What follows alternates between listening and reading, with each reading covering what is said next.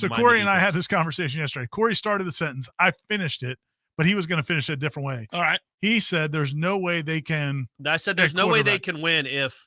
At quarterback.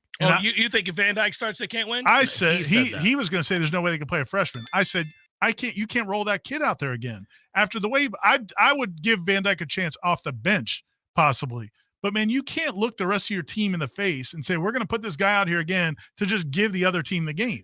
It was weird that they started him a year ago in the 45-3 game. That he was really obviously weird. hurt. He played terrible. They got buried early because he couldn't do anything, and then it was over. And, I don't know how he feels about that freshman. When I watched the freshman against Clemson, he looked like a freshman, but at the same time, he was healthy. So you could run around a little bit and maybe have a chance. I think Van Dyke's really hurt. Yeah. I mean, from what I know of that situation, just surface level, but then also talking to a couple of people down there, it's not just the hand and the knee, it's the back. He's got a bad back too, which he's had for 2 years. You see him wearing the flak jacket. Yeah, he's got all these issues. So if you're injured and you're trying to play and your performance looks like that, you can't play him whether you want to or not. You can't continue to roll an injured player out there. He's not productive. You're better off with a running back at quarterback at that point. Right, I mean, seriously, you really can't roll that kid out. Now, I don't know the extent of his injuries. And so that's on, obviously Mario will have to figure that out.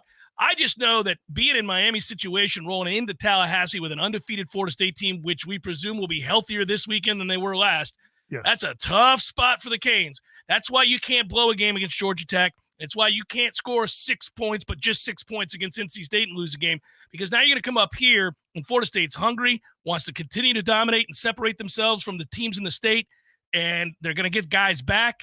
Ooh, that could be a rough day if Miami's not ready to play. In that spot, you would assume you would throw everything at it. You would go Wildcat. You would just do everything you could do, but I don't know if that's really Mario's style.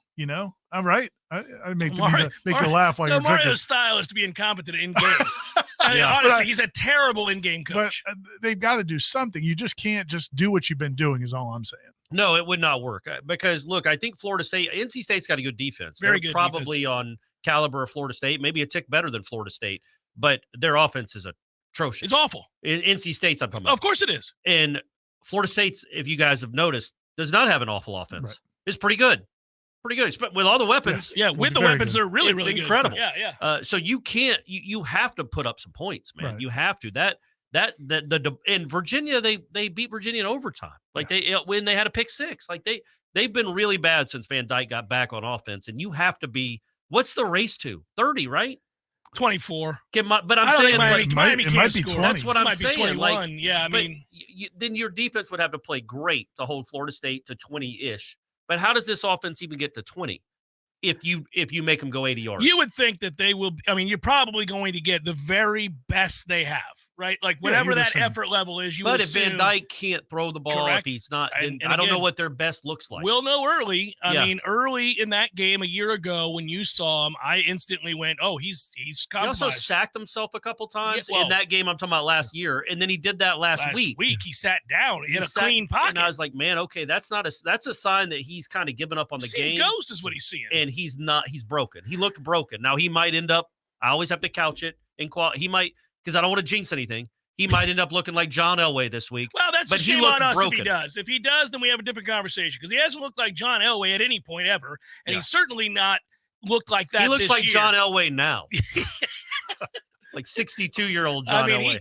He has had a hard time. So if he lights Florida State's defense up, we're going to have a different and difficult conversation, because that should not happen. That's the other part about this Miami team. Let's remember, Restrepo's okay. They got nobody else. They got two running backs I like. Yeah. So if they're going to win, they're going to have to run the ball and not ask Van Dyke to do a ton.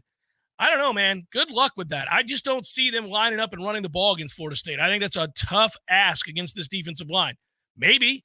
If they do, they got an outside shot. But that's really the only way I can see them winning. They don't have enough weapons. No, they're going to have to do it with the running game.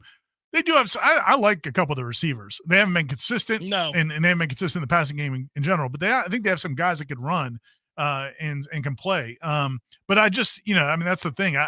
He's been so bad in terms of just keeping the ball on their team. That's why I look at the Emory Williams kid, the freshman, and just say, okay – if you could run the ball and if he could just hit a couple play action passes, you've got a chance. I think with Van Dyke, they're going to be tempted to try to do what they do, and it's been a disaster. I hope so.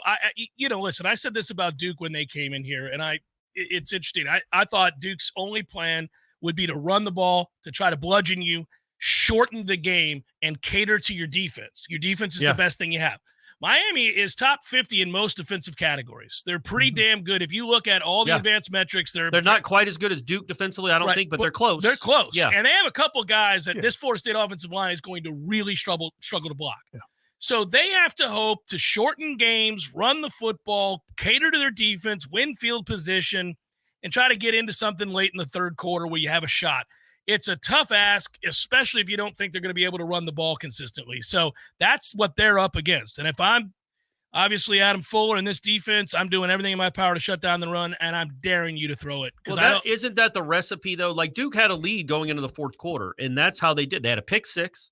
You gave them the ball at your 35, and so they had a short field, and they had 7 points you just gave them.